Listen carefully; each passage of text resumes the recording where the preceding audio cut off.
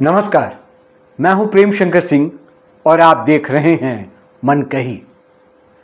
आज मैं बात करने वाला हूं बिहार विधानसभा चुनाव 2025 की। दो दिग्गजों की बात करूंगा, प्रशांत किशोर और खान सर। पॉलिटिकल ऐसा कोई मुद्दा नहीं होता जिस पर खान सर ना बोलते हों। बस सवाल पूछ लीजिए, खान सर का जवाब तुरंत आता है।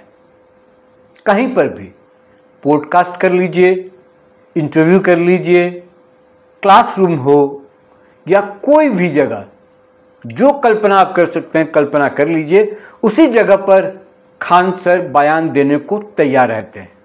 हालांकि उनसे पूछिए तो वो कहते हैं कि पॉलिटिक्स में आने का उनका कोई इरादा नहीं है। लेकिन इतना तो सच है कि जो वो कहते हैं वो बड़ा ही सटीक बात होती है। पॉलिटिकल बयान तो होते हैं लेकिन सच्चाई से सना हुआ, सच्चाई से भरा हुआ, वही बातों को वो सामने रखते हैं। ताज़ा बयान क्या आया है? इतनी भूमिका क्यों बांधा जा रहा है भाई?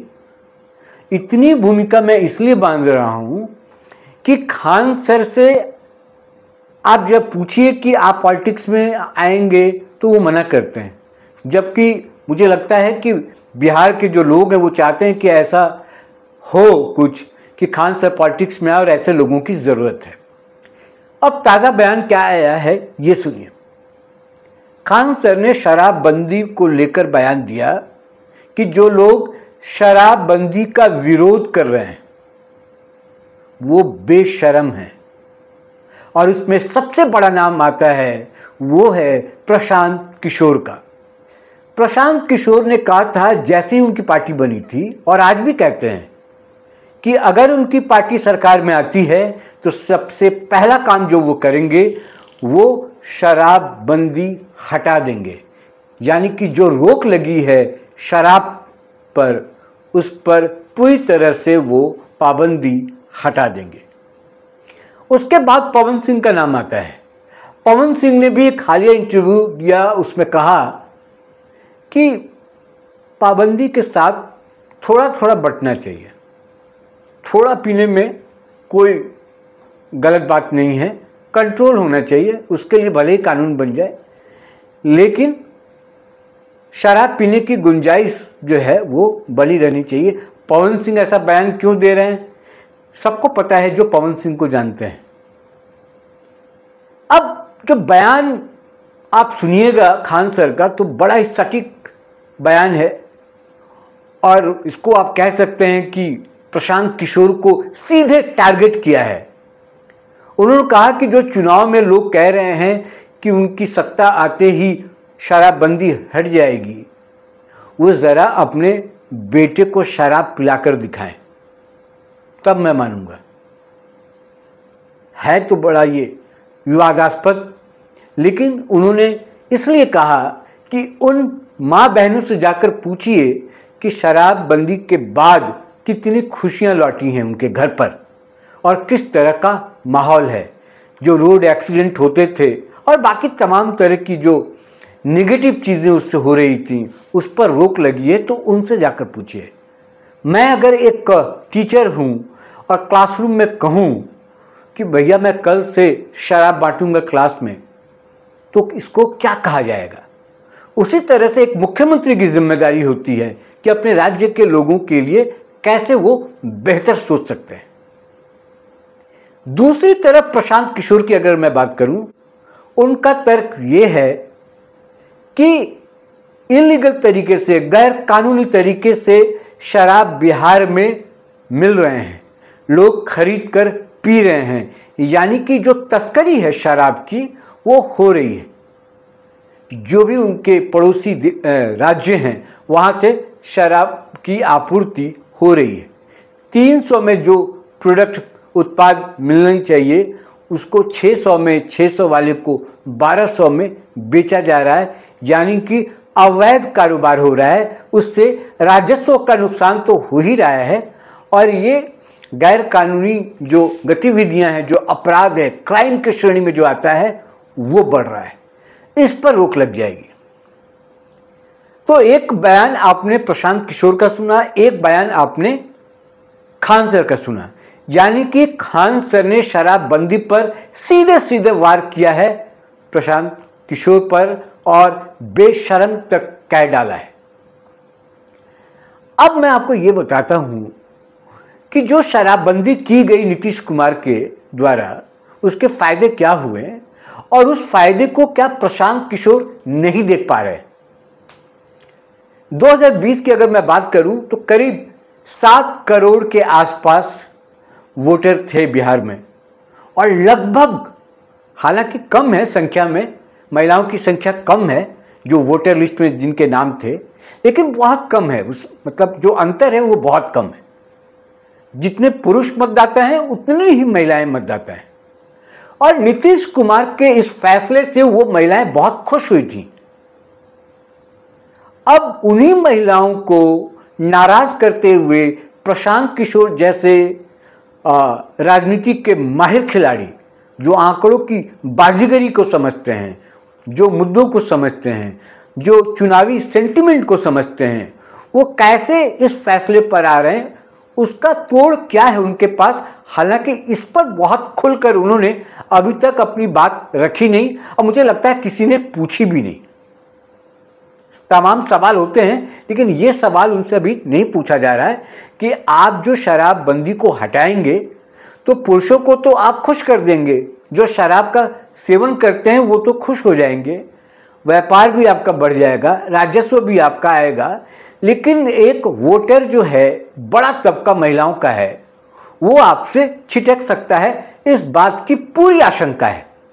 तो इस पर प्रशांत किशोर का क्या सोचना है, यह बात बहुत खुलकर सामने नहीं आई। तो अगर प्रशांत किशोर शराबबंदी हटाने की बात कर रहे हैं, आपको याद होगा जब ये पार्टी का ऐलान कर रहे थे तब भी महिलाओं ने इसका विरोध किया था। जन स्वराज पार्टी का विरोध महिलाओं की तरफ से पुरजोर तरीके से हुआ था। तो 50% यानी आधी आबादी को नाराज कर सकते हैं क्या प्रशांत किशोर, ये जोखिम वो ले सकते हैं क्या, ये बड़ा एक सवाल है। इन तमाम चीजों के बीच खान सर का ये बयान वोटर और मतदाता को लेकर, वोट बैंक को लेकर नहीं है, वो एक सामाजिक मुद्दा है ये। और उसी हिसाब से खान सर ने ये बात कही कि अगर आप शराबबंदी को हटाते हैं तो जो कामयाबी हासिल हुई थी, नीतीश कुमार ने जो कामयाबी हासिल की थी उसको हटाकर, क्योंकि एक बहुत बड़ा तबका जो महिलाओं का था वो नीतीश कुमार के साथ गया, उनके वोट पड़े। एक और फैक्ट मैं आपके सामने रख दूं कि जो वोटिंग पैटर्न है बिहार में, कम से कम मैं पिछले अगर 3 चुनाव की मैं बात करूं, लोकसभा, विधानसभा और एक और चुनाव, उसमें जैसे टोटल वोटिंग परसेंटेज अगर मान लीजिए कि 100% मान के चलें एग्जाम्पल के तौर पर, तो उस पर अगर 55% पुरुष मतदाता होते हैं तो 60% के करीब महिलाएं होती हैं। यानी कि वैसे वोटर कम है, महिलाओं की संख्या, जो वोटरों की संख्या है वो कम है, लेकिन वोटिंग जो करती हैं, जो वोट पड़ते हैं, उनमें उनकी संख्या पुरुषों से ज्यादा हो जाती है। ये पैटर्न है जो कि गौर करने वाली बात है। यानी कि महिला जो है वो ज्यादा जोश के साथ इस पूरे इलेक्टोरल प्रोसेस में भाग लेती हैं, इस चुनावी उत्सव में वो भाग लेती हैं। इसलिए नीतीश कुमार लगातार महिलाओं के कल्याण के लिए काम करते आ रहे हैं।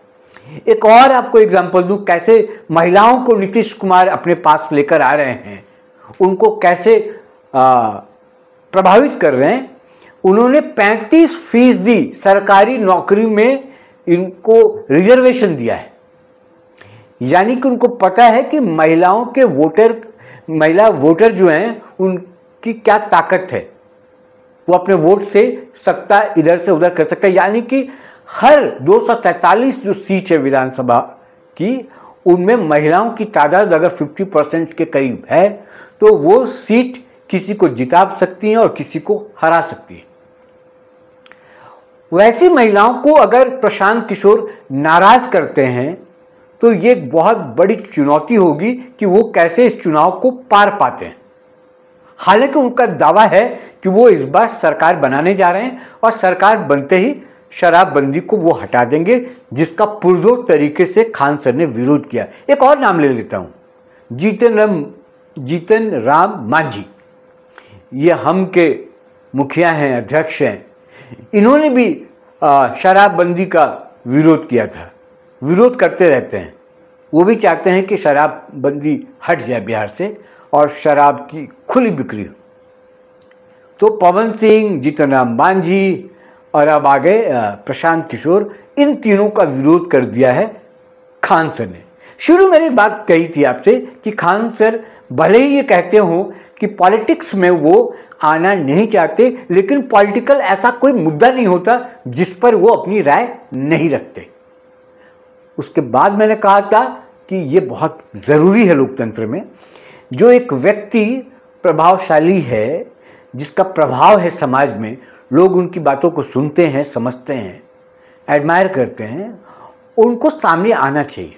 लोकतंत्र के इस पर्व में भाग लेना चाहिए। सही और गलत का फैसला तो वोटर करेगा, लेकिन बताना कर्तव्य है। कम से कम वोटर को पता होना चाहिए कि उसके इर्द गिर्द हो क्या रहा है। तो मैं अगर ये कहूं कि खान सर आज नहीं तो कल, कल नहीं तो परसों पॉलिटिक्स में तुम आएंगे, इंटरेस्ट तो है इनको। और ये कहते भी हैं कि पढ़ाने में इनकी बहुत ज़्यादा दिलचस्पी कभी नहीं रही। वो दरअसल आर्मी में जाना चाहते थे, नहीं हो पाया, नहीं गए। और अब क्योंकि पढ़ाते पढ़ाते वो इतना आगे निकल गए हैं कि जो बच्चे इनके भरोसे हैं, जिन बच्चों ने इनके भरोसे पढ़ाई शुरू की, कंपटीशन जो है, कॉम्पिटिटिव एग्ज़ाम्स जो हैं, उसकी तैयारी शुरू की, अब उसको ये छोड़ नहीं पा रहे। लेकिन पढ़ाने में अगर इनसे पूछे कि आप तो बहुत बढ़िया टीचर हैं और आप अच्छा काम कर रहे हैं, ये कर रहे हैं, तो उसका जवाब जो आता है खान सर का, वो यही आता है कि पढ़ाने का बहुत ज़्यादा दिलचस्पी मेरे को कभी था नहीं, परिस्थितियाँ ऐसी बनती गई और मैं उसमें ढलता गया। तो शराबबंदी इस बार के चुनाव में, बिहार के चुनाव में एक बहुत बड़ा मुद्दा बनने वाला है। आरोप प्रत्यारोप होंगे इस पर, और जैसे जैसे वक्त और नज़दीक आएगा वैसे वैसे इस पर और राजनीति होगी। खबर इसलिए बन गई क्योंकि खान सर इन्हीं प्रशांत किशोर की तारीफ करते थक नहीं रहे थे। प्रशांत किशोर पर लगातार इनसे सवाल पूछे जाते रहे हैं, पहले भी पूछे जाते रहे हैं। इस पर उनका जवाब आता है कि बढ़िया काम कर रहे हैं प्रशांत किशोर, और राजनीति में एक बदलाव लाना चाहते हैं और उस बदलाव के लिए वो काम कर रहे हैं। केवल वो पांडे हैं, पांडे का मतलब हुआ कि पंडित अगर हैं तो सिर्फ इसलिए उनका विरोध नहीं होना चाहिए। अगर वो एक बढ़िया काम की सोच रहे हैं, उसके लिए आगे चल रहे हैं, मेहनत कर रहे हैं, तो उनको सपोर्ट करना चाहिए, उनके साथ रहना चाहिए। और उसी प्रशांत किशोर का नाम लिए बगैर बेशर्म तक कह डाला, क्योंकि शराबबंदी को लेकर प्रशांत किशोर का जो बयान था वो नागवार गुजरा है खान सर को, क्योंकि खान सर एक रोल मॉडल हैं और सोसाइटी पर उनका बहुत ज़्यादा इम्पैक्ट है। और उन्होंने ये बात, पूरी बात क्लासरूम के अंदर कही, फिर उनको कोई फ़र्क नहीं पड़ता। मैंने शुरू में ही आपसे कहा था कि जगह कोई भी हो, अपनी बात तो अगर उनको कहनी होती है तो वो बेबाकी से कहते हैं, चाहे वो प्रशांत किशोर हो या कोई और। नरेंद्र मोदी को लेकर भी, पीएम जो मोदी हैं उनको लेकर भी उन्होंने बयान दिया था, 2047 तक विकसित भारत हो जाएगा। मोदी जी का ये कहना, ये भी उनके गले नहीं उतरा और उस पर भी उन्होंने अपनी प्रतिक्रिया दी और खुल कर दी। हालांकि मैंने इस पर एक वीडियो बनाकर मोदी जी ने जो काम किया था वो सामने लाकर, उन तथ्यों को सामने लाकर मैंने खान सर को उस बयान का खंडन किया था। खंडन सिर्फ इसलिए नहीं किया था कि मैं कोई पॉलिटिकल पार्टी से संबंध रखता हूँ या बीजेपी से मेरा कोई संबंध है या मैं बीजेपी के लिए काम करता हूँ। सिर्फ तथ्यों पर आधारित मेरा वो वीडियो था और खान सर को मैंने बताया था, कुछ चीज़ों को वो मिस कर रहे थे, उन चीज़ों को मैंने सामने लाया था कि कोई भी जो रोड मैप बनता है वो 1 साल 6 महीना 3 महीना का नहीं बनता, कम से कम पीएम लेवल पर और जो देश की नुमाइंदगी करता है उसके लेवल पर। तो रोड मैप लंबे ही बनाए जाते हैं। और उस वक्त खान सर जो कह रहे थे वो मुझे ठीक नहीं लगा, तर्कसंगत भी नहीं लगा और सही भी नहीं था, तो मैंने वो वीडियो बनाया था। लेकिन आज ये वीडियो मैंने सिर्फ इसलिए बनाया कि ये शराबबंदी को लेकर विवाद और बढ़ने वाला है और इस पर और भी राजनीति होगी चुनाव तक। जब तक विधानसभा चुनाव खत्म नहीं हो जाता, शराबबंदी को लेकर खूब सारे पॉलिटिक्स होने वाले हैं। और सबसे बड़ी बात यह है कि खान सर कभी भी राजनीति में आ सकते हैं। उनकी जो शैली है और जो उनका स्टाइल है और जैसे वो हर पॉलिटिकल मुद्दों पर अपना वक्तव्य रखते हैं, अपना बयान देते, उससे तो यही लगता है। यानी कि आने वाले समय में एक बड़ा सवाल यह है कि क्या आने वाले समय में प्रशांत किशोर और खान सर आमने सामने हो जाएंगे। यानी कि बिहार विधानसभा चुनाव में क्या हमको ये देखने को मिलेगा कि प्रशांत किशोर बनाम खान सर होने वाला है। आप क्या सोचते हैं, कैसा होगा? अगर आपके दिमाग में कुछ चल रहा हो, कमेंट बॉक्स में आइए, लिखिए, अपनी राय दीजिए और खुलकर लिखिए। मैं बार बार कहता हूँ, बिना संकोच किए। हर मैसेज को मैं पढ़ता हूँ, आपके हर कमेंट को मैं पढ़ता हूँ और जहाँ ज़रूरी मुझे लगता है मैं उसका जवाब भी देता हूँ। मन कहीं को सब्सक्राइब कर लीजिए। आज इस वीडियो में इतना ही, फिर किसी मुद्दे के साथ आपसे मुलाकात होगी। तब तक के लिए मुझे दीजिए इजाज़त। नमस्कार।